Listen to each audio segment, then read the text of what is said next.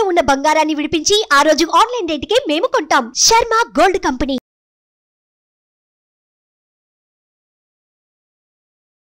Hi, welcome to our channel. ఈరోజు మనతో పాటు ఉన్నారు జ్యోతిష్య వాస్తు పండితులు, జ్యోతిష్య వాస్తు శిక్షణ నిపుణులు, లలిత ఉపాసకులు శ్రీ నానాజీ పట్నాయక్ గారు. నమస్కారం గురువు గారు. శ్రీమాత్రే నమః. సార్, పంచగ్రహ కూటమి జూన్ 5 లేదా 6వ తారీఖు ఏర్పడబోతుంది. దీనివల్ల కరోనా లాంటి విపత్తు మళ్ళీ పునరావృతం కాబోతుంది అని అంటున్నారు. సో ఇది ఎంతవరకు వాస్తవం? నిజంగానే మళ్ళీ అలాంటి విపత్తులు మనం చూడబోతున్నావా? మరోసారి దేశానికి తాళం పడబోతుందా?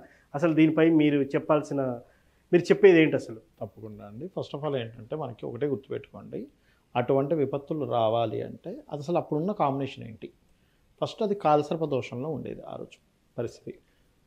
ఓకే, సో కాలసర్ప దోషంలో ఉండి శని గురువులు ఇద్దరు మకరంలో కలిశారు. దానికి ప్రామాణికమైన శ్లోకం ఒకటి ఉంది, మనం గతంలో కూడా చెప్పాము. నేను అనేది ఒకటే, ఈ శని తన ఓన్ హౌస్లో ఉండి గురువు నీచబడి ఉన్నప్పుడు జీవుడికి కారకుడు గురువు కాబట్టి జనాలకి కరోనా కంటే డేంజర్ అయినటువంటిది వచ్చి ఇబ్బంది వస్తుందని చెప్పాలి. కానీ ఇప్పుడు గురువు ఇక్కడ లేడు కదా, ఇక్కడ ఉన్నాడు గురువు ఇక్కడ ఉన్నప్పుడు అటువంటిది రాదు.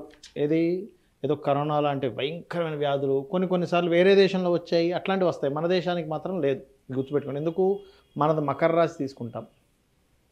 సో మన దేశానికైతే లేదు. వేరే ఏదైనా దేశాలకు కొద్దిపాటి ఆ రోగం ఏదో రోగం రాగొచ్చేమో, కానీ మనకి అలాంటిది ఏదో వచ్చేసి లాక్డౌన్లో అయిపోయి మళ్ళీ అన్ని ఆఫీసులు మూసేసుకొని. ఎందుకంటే పర్టికులర్గా మీరు ఈ విషయం మీరు ఎందుకు అడిగారు నాకు నిన్న కూడా చెప్పారు సార్, కొంతమంది కొత్తగా ఏదైనా స్టార్ట్ చేసుకుంటారు, అవును, అట్లాంటివి ఏమైనా చేసుకునేటప్పుడు ఇట్లాంటిది ముందుగా తెలిస్తే జాగ్రత్త పడతారు కదా అని. కాకపోతే ఒకవేళ చాలామంది ఏమనుకుంటున్నారు, పంచగ్రహ కూటమి అనుకుంటున్నారు ఇట్లాంటిది ఏదైనా రావడానికి. అసలు పంచగ్రహ కూటమికి దీనికి సంబంధం లేదు. ఇంకోటి ఏంటి, 10 ఏళ్ళకోసారి, 12 ఏళ్ళకోసారి, 90 ఏళ్ళకోసారి, 100 ఏళ్ళకోసారి వస్తుంది అంటున్నారు. కాదు, ప్రతి సంవత్సరం పంచగ్రహ కూటమి ఒకటి ఏర్పడుతుంది. Next year 2025 March ending April మాసంలో మీనంలో వస్తుంది పంచగ్రహ కూటమి. కాకపోతే ఒక్కొక్కసారి ఒక్కొక్క గ్రహ కూటమి ఏర్పడినప్పుడు ఒక్కొక్క ఫలితం ఇస్తుంది. అయితే ఈసారి ఈ గ్రహ కూటమి వల్ల గవర్నమెంట్ కొన్ని నిర్దిష్టమైనటువంటి కొన్ని నిర్ణయాలు తీసుకుంటాయి. ఎందుకంటే ఈ రవి ఇక్కడికి వెళ్ళి తన రాశి నుంచి దశమ స్థానంలోకి వెళ్ళాడు. అంటే తన పొజిషన్ నుంచి 10th హౌస్లోకి వెళ్ళాడు ఆయన.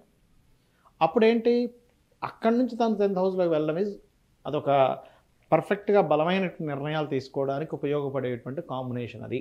ఓకే, ఈ రాహు ఇక్కడ ఉన్నందుకు, ఈ శని కుజులు ఇలా ఉన్నందుకు ఇది మీకు ఎటువంటి వాతావరణాన్ని తీసుకొస్తుందంటే యుద్ధ వాతావరణాన్ని, కొద్దిగా యుద్ధ వాతావరణాన్ని, లేదా విపరీతమైన ఎండలు, లేదా విపరీతమైన వర్షం. అక్కడే పక్క రాష్ట్రంలోనే విపరీతమైన వర్షం పడ్డట్టు అనిపిస్తుంది, అదే పక్క రాష్ట్రంలో విపరీతమైన ఎండలు కనిపిస్తాయి. ఎందుకు అంటే ఇక్కడ చూడండి ఎంత లాజిక్ ఎట్లా ఉందో. ఈ శని కుజుడిని చూస్తున్నాడు. ఓకే, ఇది ఫైరీ సైన్, అగ్నితత్వ రాశిలో ఉన్నాడు కుజుడు. ఇదేమో జలతత్వ రాశిలో ఉన్నాడు శని. ఇదేమో కోల్డ్ కారకుడు, ఇదేమో హీట్. రాహువు కేతువు. ఇప్పుడు మనకు కామన్గా జూన్ అనగానే ఏమవ్వాలి, కామన్గా వర్షాకాలం స్టార్ట్ అయిపోవాలి. అవును, వర్షం పడుతున్నట్టే అనిపిస్తే ఒకరోజు విపరీతమైన ఎండాకాలం వచ్చినట్టు విపరీతమైన ఎండలు వచ్చేస్తాయి. ఎందుకు? తన స్థానంలో తనుండి తన ప్రతాపం చూపిస్తాడు శని. ఓకే, ఈ కుజుడు స్థానంలో కుజుడిని ప్రతాపం చూపిస్తాడు. ఇది కారణం ఒకటి. రెండవది, ఇది యుద్ధ సంబంధించినటువంటి వాటికి సంకేతం. మూడవది ఏమిటంటే మన శత్రువు పైన మనం విజయాన్ని పొందుతాం ఈ కాంబినేషన్ ఉన్నప్పుడు. ఓకే, శత్రు దేశాలు ఏదైనా మనం చేద్దామని చూస్తే అటువంటి వాటిని చిత్తుగా ఓడించడము. అంటే మనకి ఇప్పుడు చూడండి, చైనా కావచ్చు, మనకి ముఖ్యంగా మనకి పాకిస్తాను, ఇట్లాంటి దేశాల మీద మనం జయము, వాళ్ళ అపజయాలు జరుగుతాయి దీనివల్ల. ఓకే, ఇది క్లియర్. అంతేగాని దీనివల్ల ఈ పంచగ్రహ కూటమి వల్ల మళ్ళీ లాక్డౌన్లు అయిపోయి అందరు ఇళ్లలోకి వచ్చేసి పెద్ద పెద్ద రోగాలు వచ్చేసి రొస్టులతో మళ్ళీ హాస్పిటలైజేషన్లు అవ్వడాలు ఇవి కాదు. ఏదైనా వస్తే వేడి, హీట్ రిలేటెడ్ సంబంధించింది రావడము, ఇట్లాంటివి ఏమైనా ప్రబలినా కూడా ఈ పంచగ్రహ కూటమితో సంబంధం లేదు. ఏదైనా కొంచెం ఈ కాంబినేషన్ వల్ల కొద్దిపాటిది ఏదైనా ఛాన్సెస్ ఉంటుంది. కానీ అప్పుడు మనకి 4 years బ్యాక్ మనకి ఎట్లా అయితే లాక్డౌన్లు అయ్యి మనకి కరోనా వచ్చినప్పుడు ఉన్న దారుణ స్థితి, అన్ని దేశాలు ఆపేసుకోవడం, ఇట్లాంటిది జరగదు, పొరపాటును కూడా జరగదు. రాసి పెట్టుకోండి కావాలంటే. సార్, ఇది ఎన్ని రోజులు ఉంటుంది సార్? ఈ కాంబినేషన్ ఒక 45 days ఉంటుందండి. సార్, ఈ 45 daysలో కొంతమంది ప్రముఖ ఆస్ట్రాలజర్లు చెప్తున్నారు, దంపతులు కలవకూడదు, ఒకవేళ కలిస్తే సంతానం ఎలా పుడుతుందంటే మూతి వంకర, ముక్కు వంకర అని మనం చాలా సందర్భాల్లో కొంతమంది పుట్టినప్పుడు మనం వెక్కిరిస్తూ ఉంటాం. అలాంటి సందర్భంలో కలిస్తే ఇలాంటి పిల్లలు పుడతారు, వికలాంగులు కూడా పుట్టే అవకాశం ఉంది అని అంటున్నారు. సో దీనికి మీరేం చెప్తారు? చాలా మంచి ప్రశ్న వేశారు ముఖేష్ గారు, చాలా తెలివైన ప్రశ్న వేశారు మీరు. ఎందుకంటే చెప్తా చూడండి, వికలాంగుడు పుట్టాలంటే పంచగ్రహ కూటమిలో ఉన్నప్పుడు పుట్టరు. ఎందుకంటే ఒక 1000 జాతకాలు 5000 జాతకాలు తీసుకుందాం. పంచగ్రహ కూటమిలో పుట్టింది 6 గ్రహాలు, షడ్గ్రహ, సప్తగ్రహ, అష్టగ్రహ కూటమిలో పుట్టిన వాళ్ళని కూడా నేను చూశాను. ఓకే, నవగ్రహ కూటమి ఉండదు, అష్టగ్రహం వరకే ఉంటుంది. ఎందుకంటే రాహుకేతులు అటు ఇటు ఉంటాయి కాబట్టి. అష్టగ్రహాలు, సప్తగ్రహాలు కలిసిన జాతకాలు నేను చూశాను. ఎవరో మూతు వంకర ముక్కు వంకరతో పుట్టలేదు. ఓకే, ఎవరు పుడతారు అంటే వాళ్ళకి లగ్నాన్ని పాపగ్రహాలు పరిపూర్ణంగా సంబంధం ఏర్పడి కేతువు కూడా సంబంధం వచ్చినప్పుడు అంగవైకల్యంతో పుడతాడు. ఓకే, అందుకని ఆ కాంబినేషన్ లేకుండా ఎప్పుడైనా ఇప్పుడు చూడండి డాక్టర్ గారు మనకు ఆపరేషన్ అనండి తప్పదు, ఇంకా మీరు ఆపరేషన్ చేంజ్ చేసుకోండి అన్నప్పుడు అప్పుడు ఏం చేస్తారంటే ఆ కాంబినేషన్ లేకుండా చూసుకుంటారు. అంతేగాని పంచగ్రహ కూటమికి ముక్కు వంకర మూతి వంకర ఎందుకు అవుద్దండి అంటే కొంతమంది చెప్తున్నారు, సందేహం అస్సలు కానే కాదు, ఎక్కడా శాస్త్రంలో లేదు. మనకి ఏంటి ప్రామాణికం ఏమిటి? మహర్షులు ఇచ్చినటువంటి గ్రంథం ప్రామాణికం. ఎక్కడ మహర్షుల గ్రంథంలో ఇక్కడ గురువు ఉండగా రోగాలు వస్తాయని చెప్పలేదు.